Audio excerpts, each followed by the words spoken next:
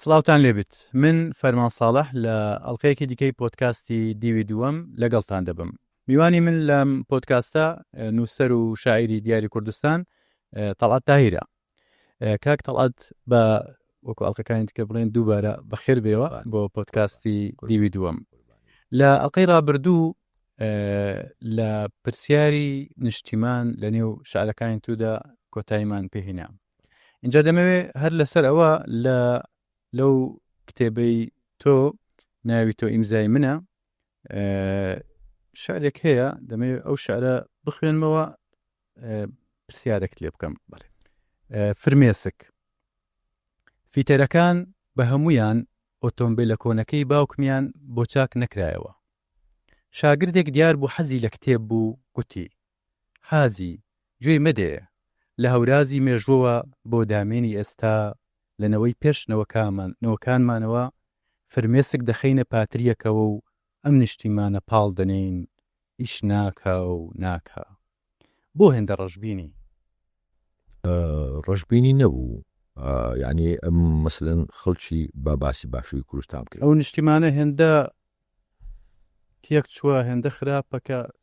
خۆی نیشتیمانەکە سیارە بێ واماندانا سیارەکە بێ دەبێت سایقە شێ بێ وایە سلف لێدا پاشکاتەوە بیشوە.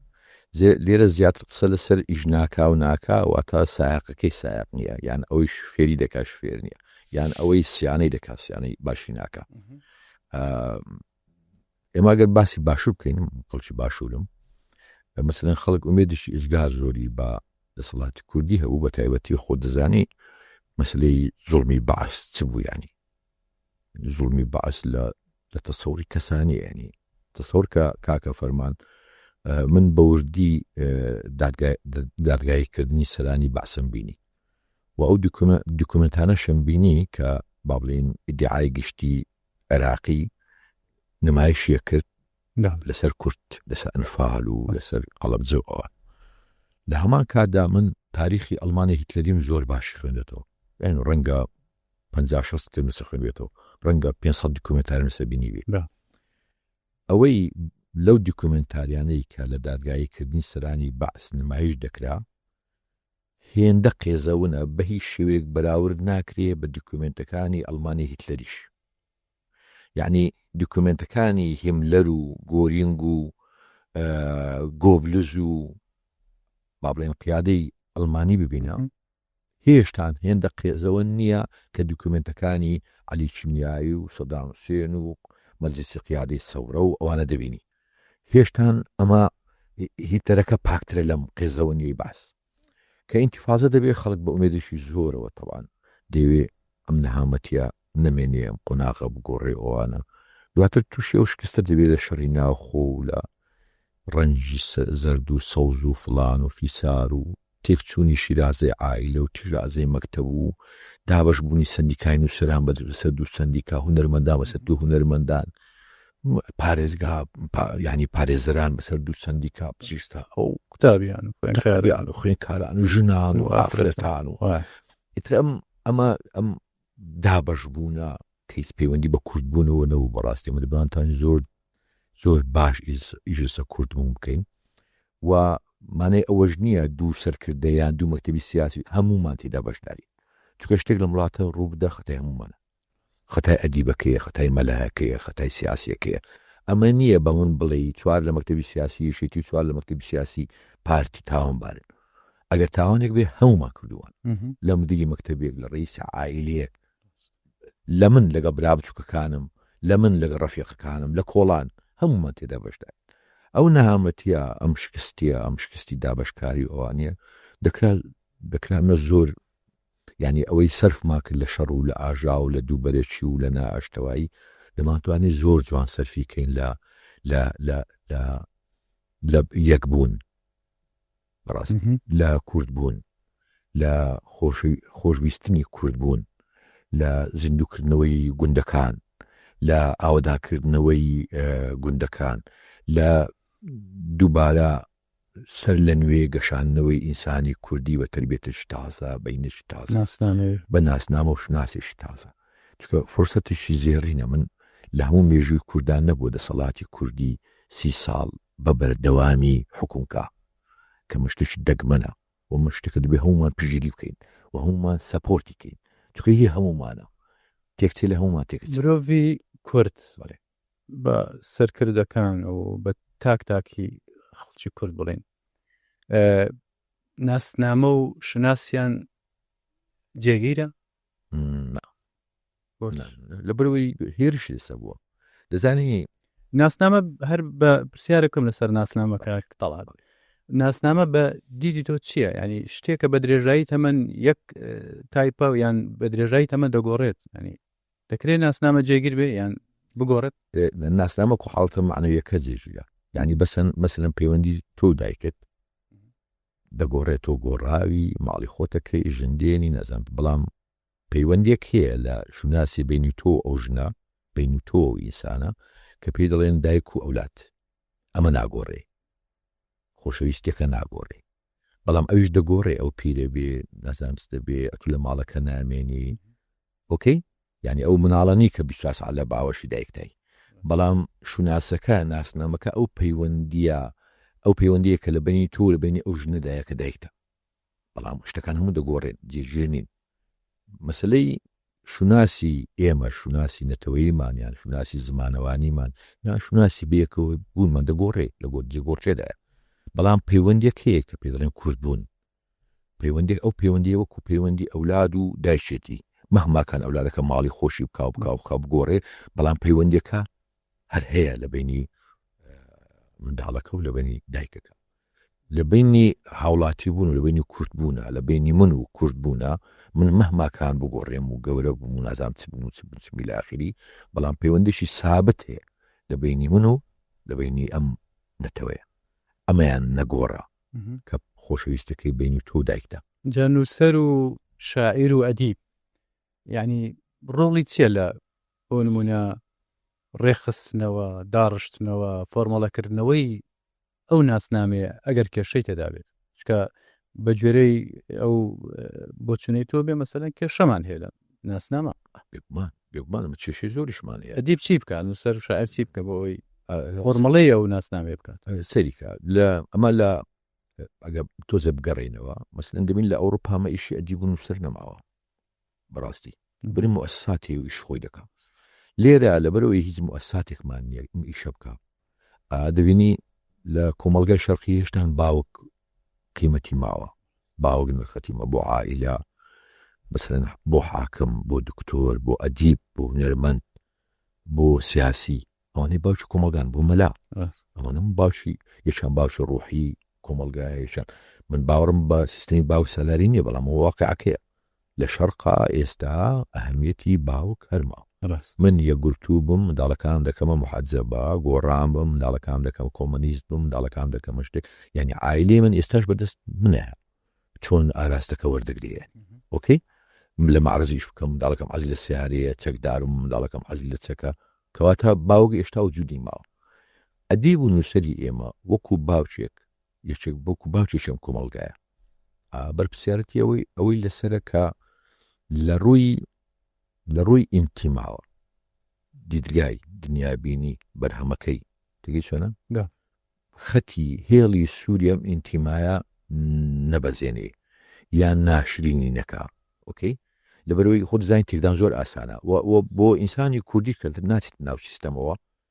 ینی ئاسانترە تێکدان ناو کوردە زۆر ئاسانترە لەبەرەوەی یەکێک کە ماڵی نەبوو بێ زۆر ڕێکخراوت نییە تا قوارەیەکن نەبووە دەوڵەتێکن نەبووە ئێمە وڵاتیش وەکو ئێران نین 1000 ساڵ هەزارە وڵات و دەوڵەت اینجا پرسیارەکەی من کاک تەڵات بەڵی دەشت بڕم پرسیارەکەی من لەو گۆشەیەوە بوو ینی شاعیر تەنیا گزارش لە هەستی خۆی دەکا یان ئەرکێکی ئەخلاقیشی لە ئەستۆیە کە شاید حاڵی ئەو مەینەتی و کێشە و گرفتانەی خەڵک بێتن کە دەیخوێننەوە هەر هیچ نەبێ ئەو وەرگرانەی خۆی ئێمە بە تەجربەی ئەومان هەبووە شاعیر بەس شاید حاڵی خۆی و خەمی کەونی خۆی و تەنیایی خۆی ئەوانە بێ لە ئاخیردا چیمان دووریەوە ڕوخانی پردی نێوان خەڵک و نووسەر کەواتە دەرچوو ئەم ڕێگایە ئەم ڕێگای فەردانیەت و وەحدانیەت و سراعی من لەگەڵ کەون و لەگەڵ مردن و شخصی من لەگەڵ هینا لەگەڵ هەژمونی پیربوون و نازانم چی و ئەوانە ئێمە ڕێگەمان تاق کردوەوە لە هەفتاکان و لە هەشتاکان چی مایەوە تایبەت تەزرەوەی هەشتاکان چی مایەوە ڕوخانی پردی بینی نووسەر و خوێندەر کەواتە بەرپرسیارەتی ئێمە چکە ئوستاژیان ئێستا ئەدیبێکی ناسراو مندیشی ناسراو وەرزشکارێکی ناسراو بەرپرسیارە لە ناو یاریگایە تفێنەکە چکە 2 ملیۆن منداڵ سەریەکەن وا بزانین بەرپرسیارە ئەدیبی ئێمە مەلای ئێمە سیاسی ئێمە بەرپرسیارە بۆ با بڵێن بەستنەوەی نەوەکان نەوەی داهاتوو نەوەی تازە پێدەکا تێگەی چۆنە بەستنەوەیان بەو متمانەیە کە متمانەی ئینتیما بوونە کاک تەڵات هەر چکە باسی هەشتاکانت کرد ینی ناچارم پرسیارێ بکەم ئەو تەجروبەی هەشتاکان ینی ئەوانەی مەسەلەن بەشدار بوون لە تەجروبەکە یان جێدەستیان هەبووە پێیان وایە شۆڕشێک بووە لە شعر بە تایبەتی تۆ ڕوانگەش بە هەمان شێوە ینی هەندە خەڵکیش زۆر پێیانوا بوو شتێکی زۆر خراپ ڕوانگە بۆ منەتی فەلمەت دەڵێ هێلکێکی پیس بوو بەچی هەڵنێ پێت وایە ئەوەی هەشتاکان شتێکی فاشل بوو خراپ بوو تەجروبەیەکی زۆر باش نەبوو ینی چی بکرێ مەسەرەن تەجروبەی جیاوازتر چیە ئەگەر ئەوە تەجروبەیەکی خراپە خۆی تەجروبەی هەشتاکان تەجروبەیەکی جوان بوو لە ڕووی داڕشتن و فۆرمەوە بەڵام لە ڕووی با بڵێن لە ڕووی هاتنەوە بۆ خۆت هاتنەوە بۆ خۆت نەمانی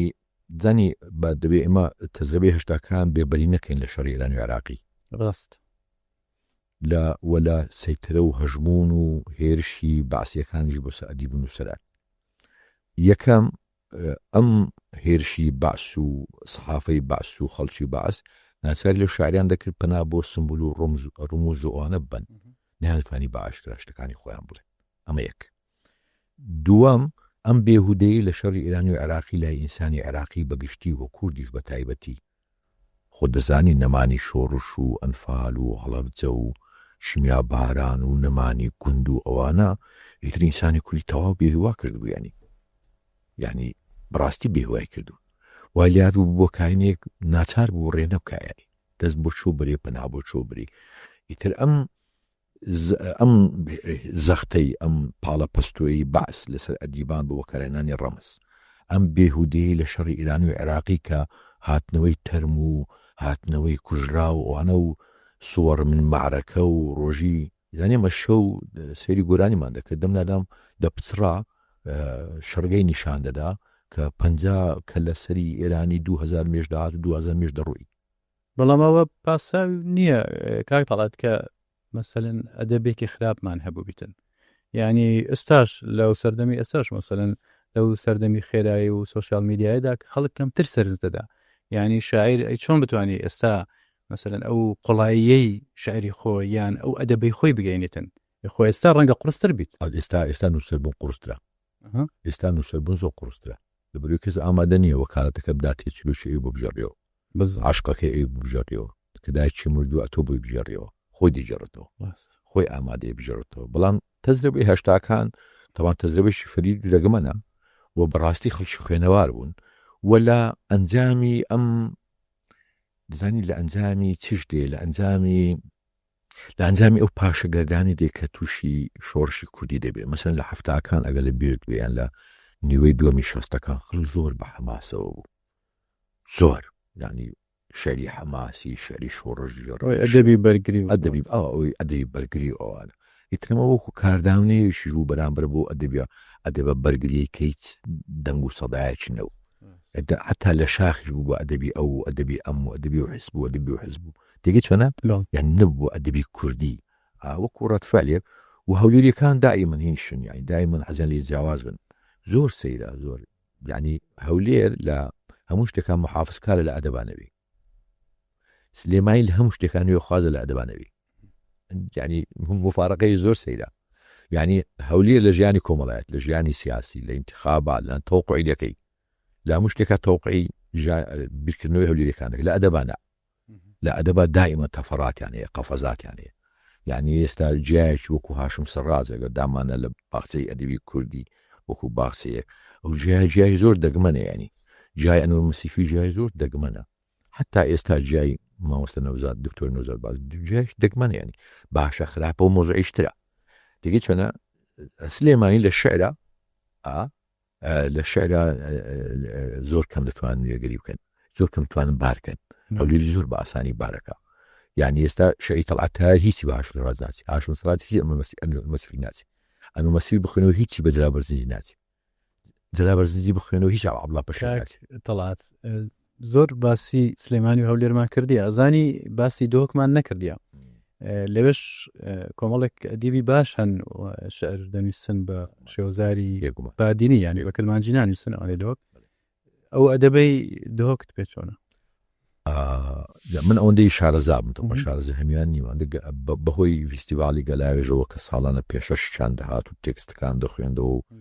ناچاریش بووم بۆ تەقیم و ئەوانە هەر بیخوێن بۆ لەگەڵ یابووم ئەوانە ئەوەندەی دەمبینیشتی زۆر نازداریان تێدایە بەڵام لەوێ هێشتان ئەدەب نەچۆتە ناو هەندێک کونج و کون لەبەری هێشتان زانی سەریکەوەکو گۆرانیان وایە گۆرانی من جارێکیان ملاحەزەیەشی مامۆستا زیادە سەعادم لەبیرە لەسەر گۆرانی بادینی ئێستا دێخینە سەر شێعر باشە ینی لە گۆرانیەوە دیبێنێ سەر شێعر گوتم کاک زیاد ئەوە لەبەر چی گۆرانی بادینی ئێستاش ڕەونەق و هەیبەت و جوانی خۆی لە دەست نەدایە دۆ ینی ئەوە سوگ نەبووە دەبینی ئاوازی وشەکانی هۆنراوەکەی هێشتان حاڵتێکی ئینسانی جوان سەنگینی تێدایە وتی لەبەرەوەی گۆرانی بادنی بەندیتیانە لە شێوەزاری ئێمە لە گۆرانی ئێمە شێوەزاری ئێمە بەند هەیە کە بەند هەیە لیڤڵەکی نزم لە مخاتەبان جاروێ دەبێتە شەڕەدسنیە و جاروێ دەبێتە سوکایەتی پێکردنی شار سوکایەتی پێکردنی کەسایەتی جاتە دێتە سەر ناموس دێتە سەر ئەوە خۆ دیتیانی چەندین نمونەی بەند و بەندکاری دیوە ینی ئاستێکی ئێجگار نزمە ینی نزمە لە دەربڕی نزمە لە بیرکردنەوە نزمە حتا نمونەیەکی خراپە لەسەر هاوڕێیەتی نمونەیەکی خراپە لەسەر ئاهەنگ لەسەر خۆشی کە خۆشی ببێتە جنێ و دان و نەزانج باش نەبوونی بەند لە بادینان لێ نەگەڕایە ئەم زمانە بێتە خواری خوارەوە ئەم زمانە دابەزێ بۆ ئاستێک کە بێتە جنێ و ئاستی کۆڵان و ئاستی بێتە دەهینە دەرگای ئاودەستی مزگەوت و هەچی تدا بڵێ ئاسایی بێ لە شعریشە بزڵ ئەم شکستەی کە مەسەلەن گەرمیانی دەیبینێ یان سلێمانی دەیبینێ یان هەولێری دەیبینێ و ئەم شعور بەوەی کە نەزم دەبێ وەسفەکە دەقیق بێ شعور بە لە ناوچوون لە ناوچوونی خۆت لە ناوچوونی خەوت نازانچ پێ ناچێ بادنیەکان بوێرن زمان بن ئەوێ دەگە چۆنە ینی هێشتان سنجینیەکە لە ئەدەبی شاماوە کە مەحاڵتەی زۆر باش نییە ینی خۆت زانی چونکە ئەدەدویۆک و ئاواری کون و کە لەبەر بدۆزێتەوە دەبێ قەڵەمبازیەکە بی قەڵەمبازی ئافرین ئاوتۆ مستەڵحەکە دۆزیەوە دەبێ قەڵەمبازیەکە بێ جەمپێکە بێ زۆر جاران لە ئەدەبی ئەوانەیە من دەخوێن بۆ مەرزنی هەموو بینی بێنی مەسەلەن هێستاش دەبینم مەسەلەن شتە گشتێکە باسەکەن ئۆکەی نایرن خوردیکەنەوە دیتێڵ و وردەکاریەکان دیتێڵی بێزاریان دیتێڵی شخصیان یان شەقێک لە زمانە کۆنەکە هەڵدەن و بێن بۆ چۆن مەسەن دەبینی ئەنوەر مەسیفی شەقێک لە هەموو شعری کوردی هەڵدەدا و دێ شتێکی فۆرمێکی تر بەرهەمدێنێ باشە خراپە شتێشترە بەڵام بەرەمی هێناو یعنی ئێمە هەموومان ڕاهاتوین برنج و فاسۆلیا دەخۆین ئەنوەر مەسیفی دێ دەڵێ کاکە شکاورەی کوولەکەم لە ناو ماستی کوڵاندیە ماستا و بابزانانی دەرەچی خۆش بوو ماڵمان ئاوا بێ خۆش نەبوو بڕۆنەوە سە برنج و فاسۆلیاکەی خۆتە هەز ناکەم لە دەوی بادین ڕەنگە غەڵەتیش بم بەس ئەوەندەی من خوێنمەتەوە ئاگادار بم هەز ناکەم بێری ئەم قەفزەیان هەبێ بێریمان هەبێت ئەم زمانە وەکو لاستی ڕایکیش ڕاشمدان لە شو دەبسێ یان گڵۆپەکە ڤۆڵتی دەنێ ڤۆڵتی دەمزان لە شە دەشتی زۆر باشە کاک دەڵات ئەوە دەڵێ پرسیارە دەچی بۆیە باسی دەوەکمان کرد کە دوو ڕۆژ پێشتر لە پۆدکاستەکان کە باسی سلێمانی و هەولێرمان کرد بوو باسی سۆشیال میدیا و خێرایی و کەمتر سەرنجدانی بینەر و وەرگر و خوێنەرم کرد. تەڵعات ئێستا ینی ناوێکە خەڵک حەزی لێ و دەیخوێنێتەوە گوێی لێ دەگریتن. چی وای کردووە کە بتوانی مخاتەبەی ئەو خەڵکە بکەی؟ ئایا کە شتێک شعرێک دەنووسی تەکستێک دەنووسی وێنەی کەسێک لە خەیاڵتدا هەیە کە بڵێ بۆ ئەو کەسە دەنووسم؟ دەزانی لای من شتێک نییە ئەوەی خوێندەوار بێ لە نەخوێندەوار ئیمتر بێ، ئەوەی فەقیر بێ کەمتر بێ لەوەی دەوڵەمەندە، ئەوەی نەزان بێ پەراوێستر بخرێ لەوەی دەیزانی. لای من ئەم هەسارەیە یان ئەم مرۆڤایەتیە لە 2010 2075 کەسمان نەماین، ئەو مەزی سەرش نەماوە کاکە ئینشاڵڵا تەمەن درێژە بێ. باشە ئەم 8 ملیارە دەڕوا 8 ملیاری تردی ئەم حاڵەتە ئەم با بڵین نەبوونی فاشیەت حتا لە زانین ئەچکە زانین گرنگ نییە هاخۆ دەزانی ینی زانین گرنگ نییە ینی معریفە گرنگ نییە ئەگەر وال لێ بکە ئەم معریفەیە بە عقارێدا بەی زەرری خەڵک چێ بیان زەرری کەسیەوی چکە ئەگەر معریفە گرنگ بێ دەبێ ئەو منداڵانی داونیانێ مەمیان بیا کوژین یان گۆشتیان بخۆنیان بەڕڵایەکەین وەناکەم معریفە لەگەڵ چی گرنگە؟ یعنی می لەگەڵ بیت سەیری کە ینی بەڕووی معریفە گرنگ نییە، یعنی معریفە ئەگەر ببێتە مایە ئەوەی ئینسان غرور بیگری و خەڵکی تر بە نەزام بزانێ ئەمە بەشێکە لە فاشێت. من ئەگەر نازیەوە بکەم کتێب خوێندێتەوە خەڵک کتێب ناخوێنێتەوە من لەوە گرنگترم مەقسەی قۆڕە. ئۆکەی یعنی ئەگەر وابێ لە عائیلەیە ئەو منداڵی داونە دەبێ فڕێدین یان پشیلەیەک دەبێ قمایە نەدێن لەبەروی نازانی. کاتی خۆی من دەبیرمە مەقالەیەکی میشل فۆکۆم خوێندەوە لەسەر کۆجیتۆکەی دیکارت. من بیر دەکەمەوە کەواتە هەم وەکوەوەی بڵێ من ئەوی بیر نەکاتەوە نییە بەهۆی ئەم قسەیەوە هەرچی شێت و هەرچی غەجەر و هەرچی نەخیندوار و نازانم چی هەیە پەرایشخان وەزیفەیانە درایی ئەزانتیانە درایی لە گەڕەکانە هێمال کرابوون تەنانەت شێتەکانیان لەگەڵ تاوانبارەکانە لە سزنا دەکرد وەکو ئیسلاحی باڵی نەفسی وەکو ڕاهێنانەوەی دەرونی مامەڵیان لەگەڵ نەدەکرێن دی وەکو تاوانبار و وەکو موزلیم تاامیان لەگەڵ دەکرد لە ڕێگایەوەی مادام بیر ناکاتەوە کەواتە نییە. ئەدەبی من بۆ کەسێک نییە بیر بکاتەوەیان بیر نکاتەوە بۆ قوربەسەرێکە ئەو 70 ساڵە دەژی لە 2010 نەماوە جام قوربەسەرە فیتەرە تەماتە فرۆشە مامۆستای زانکۆیە دکتۆرای هەیە نەخوێنەوارە یەک مشکلەم نییە بۆ ئەوەی هەمووشی تێبگە شەرتی ئەساسیەوەی داڕشنەکە ڕوون بێ. ئەوەی من دەخوێنێتەوە دەزانێ من بەتەڵەکە نیم دەزانی کتێبێکی ئێست بۆ وڵی وابزان سی لاپەڕێ بخوا خۆت تەنگاوکەی 50 لاپەڕە ناوی بە ناوی پلەی سفری نووسین یۆڕۆڵان بارد. ئەم کتێبە زۆر گرنگە دەبێ هەموو نووسەرش کورد بخوێنێتەوە حتی هەموو نووسەرش کورد ناتوانێت تەطبیقی کابن دەزانم بەڵام هەت بیزانێ باشە. کاکە فەرمان دەبێ نووسەر لە پلەی سفرابێ بۆ ئەوی خوێنەر لە دایک بێ خوێنەر خۆی زیادی کا. دەزانی من خەڵک هەبووە تەما شفتی فرۆشتێ باوەڕت بێ ڕایگرتوم ئەمە لە سفرانیم تێکستەکە لە سفرای ئەو نیوی زیاد کردێ نیو یەکشتی بەستی تا دۆزیوەتەوە بە من دەڵێ ئەم تێکستە بەس من تێی دەگەم کەسکە تێی ناگا چونکە من نیتیانیم ئەو نیوەکەی زیاد کرد نیوەکە مەگزیمەمی ئەوە نیوەکە ئەو پەڕی ئەوە توانێتی نیو بۆ زیادکە حەست بۆ خۆشێ دەکا کە نیو بۆ زیاد کردو کۆی تێکستەکەی ئەو بێ جەنابەت خوێنەواری شەشی بۆ زیاد دەکە یەکێک مختصە بە ئەدەب 12 بۆ زیاد دەکا بەڵام من ئەگەر لە ئەدەبە 8 بم پلس 8 بم زایت 8 بم خوێنەر چۆن لەدایک دەبێ خۆی فیتەرەکە توانێت نیو زیاد کە من خۆم 12 یعنی زایت 12 پلەی سفرانیم تۆ لە پلەی سفران دەبی خوێنەر لەدایک دابێ بۆیە دەبینی کەمترین حاڵەت دەبێ نووسەر خۆی ناو تێکستاوی دەبێ نووسەر وەکو ساحب مەشتەل ئینزانەکە بداتە تۆ لە شوێ دەچێنی بچێنە ئەوجا بینەوە سەر ئەوەی کە خەڵک بۆ ئەم تێکستەی دەوێت ئەم کۆدە تۆن دۆزراوەتەوە من قەت شتی شخصی خۆم ناکەمە ئەدەب ئیلا شتی زاتی خۆم زاتی من وەکو ڕۆژش باسماکە زاتی هەمومانیانی ئیتر ئەم خوێنەرەکە دەیبینی دەزانێت تێکستەی خۆیەتی بۆ فعلان بۆ ئیشم نووسیوەها لەسەرە من ئەوەیە بەس تەنازول لەلایەنە هونەریەکە نەکەم بیکەم بە فەن ئۆکەی بیکەم بە هونەر ئەو ڕەنگە مەجای ئەوەی نەبیان خوێنەواری ئەوەی نەبیان کاتەوەی نەبیان ئەزمموی ئەوەی نەبێ مردنی دایش بکاتە هوەر من بیتوانم یعنی ئەو ناتوانێت وەکو ئاسنگەرێک کە خەڵک ئاسنگەر نییە بیتوانی بکاتە محەجەرە بەس من دەتوانم بۆی کە باوکی سەرکەوت دەسە پلیکانەکە خۆی پێبگری ئیشی من ئەوەیە بەس محەجەرەکە بە جوانی دروستکەم ئۆکەی تەنازول لە جوانی محەجەرەکە نەکەم بەڵام ئەوەی ئیشی بەو تێکستێ ئەوە من نیم ئەوە یەکێکە لە کتێبەکانی تۆ بەڵێ ئەگەر دیسان پرسیارێک لەسەر ئەو کتێبە بکەم بۆ نمونە بەڵێ کام تێکست لەو کتێبە هەیە کە حەزت دەکرد لەناو ئەو کتێبە نەبایە کام تێکستیش زۆر مەسەلەن جیبی پێی حەزت لێتی لەو کتێبە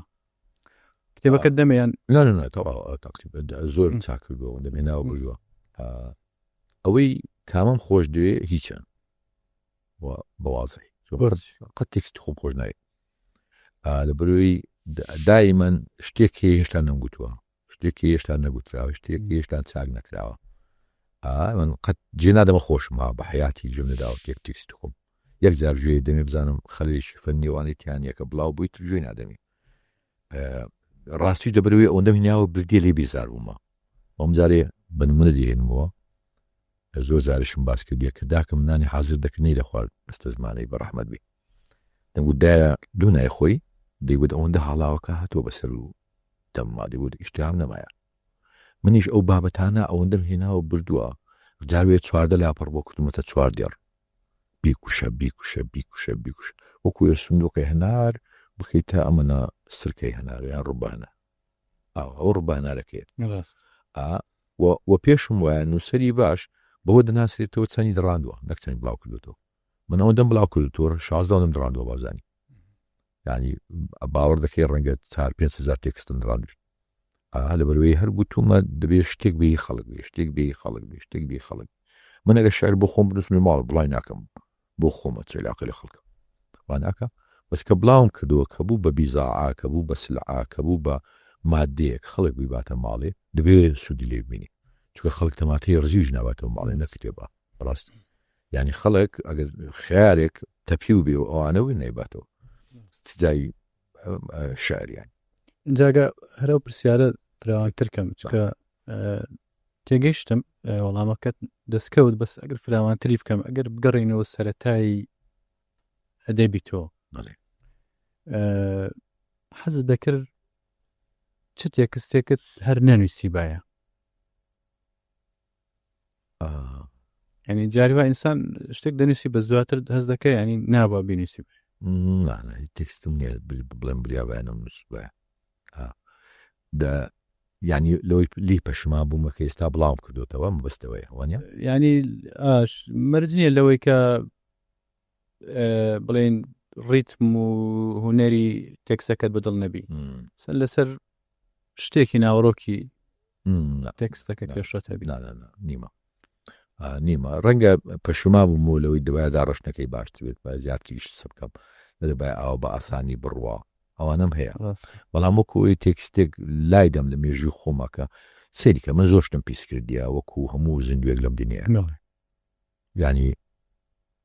کەیسان گەنجە هەلاشە گەورەیە ئەوانەیە ئیتر ئیشە قۆڕ زۆرەکە و هەمووشمان دەیکەین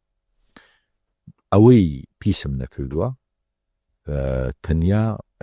ئەیفۆرە ینی من زۆر ئیغرام بۆ هاتووە شتم بۆ هاتووە تەسەور کە ینی نووسەر هەبوو ئاوە چەکمەزەی کردو نووسش گەورەژیان ینی ئامادە بوو کە من جگەرم ترێک داوە لە بێ پارەیان ینی ئەوەندە $، داوەمەتێ بەس بێ مەقالش سەبنووسن وتمەوە من زۆر دنیام پیس کردیاری وادی درۆن بەژناندا مەخسەلی خۆم تاخیکردن بە شوشنی ڕووی پارەی خواردنەکە نەدەم و کۆم ئیشانیشتر ئەوەی بە پاشی هێشتومەتەوە ئەو ئەیفۆڕەیە ئەم ئەیفۆڕات تێکەڵ بە مساومە و پیسبوون بکەم دەمرم مامە فەرمان هیچی پاکم ناوێنی تاکە شوێنی پاک لای من مابێ ئەو ئەیفۆڕەیە کە ئینشاءڵڵا هەر دەبی و تەمەنی زۆر بیت کاک تەڵات وەزانم کاتی ئەڵقەی ئەمڕۆژمان تەواو بوو لە ئەڵقەکانی داهاتوو گەنگە شەو گفتوگۆی زیاتر دەکەین لەسەر هەم تێکستەکانی تۆ هەم لەسەر دنیا بینی و ڕۆیای تۆ بۆ ئەدەب و بۆ زمان و بۆ کولتور و بۆ هەموو ئەو شتانێکە پێویستن قسەیان لەسەر بکەین. بیسەر و بینەرانی خۆشەویست لێرەدا دێنە کۆتایی ئەمەڵقەیە تا ئەڵقەیەشی تر بە هیوای دیدار خواتان لەگەڵ.